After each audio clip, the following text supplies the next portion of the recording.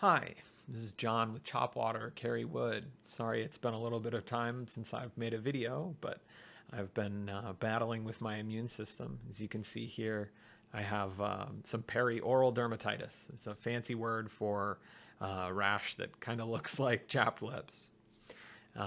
Just part of my deal with the world is having to deal with my immune system not cooperating with me all the time.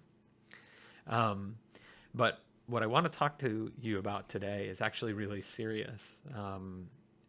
In the end, everyone you ever known, everyone you ever will know, is going to die. And that's a really, really morbid thing to say. It's a really difficult thing to think about. I'm brought to this set of thoughts recently because I was playing with my 6-year-old son and we were having a great night together and we were having all sorts of discussions and it was bedtime and I was putting him to bed and I was rubbing his back and he asked me a question, I think about getting sick. I don't remember exactly the exact context, but I could see when I answered his question that he got really sad and shut down. And I asked him, "What's going on, bud?" And he said, "Does that mean that everyone is going to die?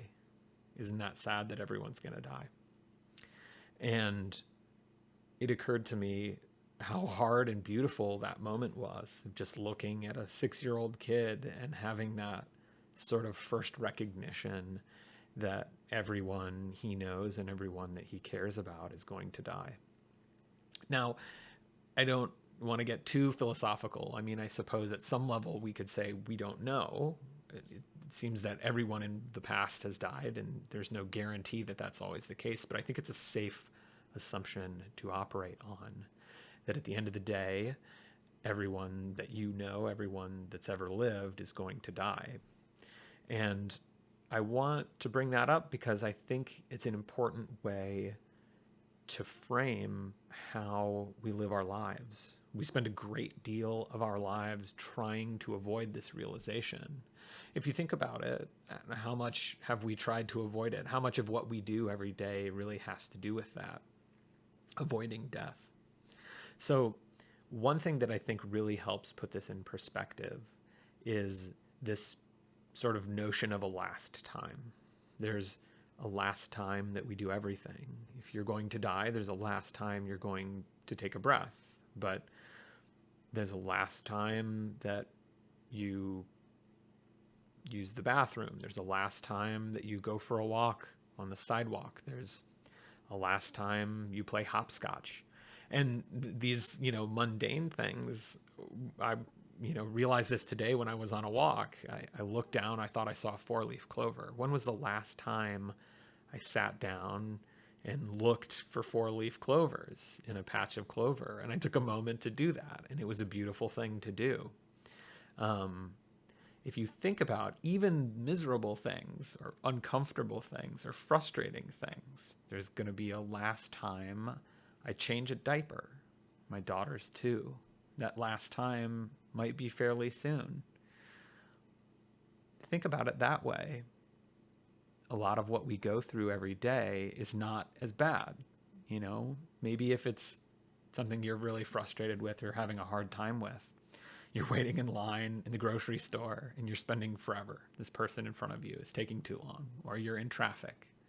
If it was the last time that you were going to be in the seat of a car driving, if it was the last time you were going to be on your own 2 legs in a grocery store, would you be so upset?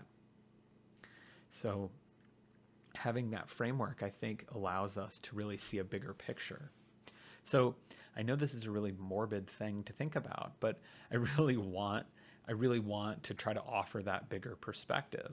And I think if you think about things in that framework, if you're able to assess, hey, how would I be different if this was the last time that I was doing this thing that I'm maybe frustrated with or not so happy about, that it will change your perspective, and it will help you get to those bigger picture ideals, bigger picture views on things, and help you get through things that might otherwise frustrate you.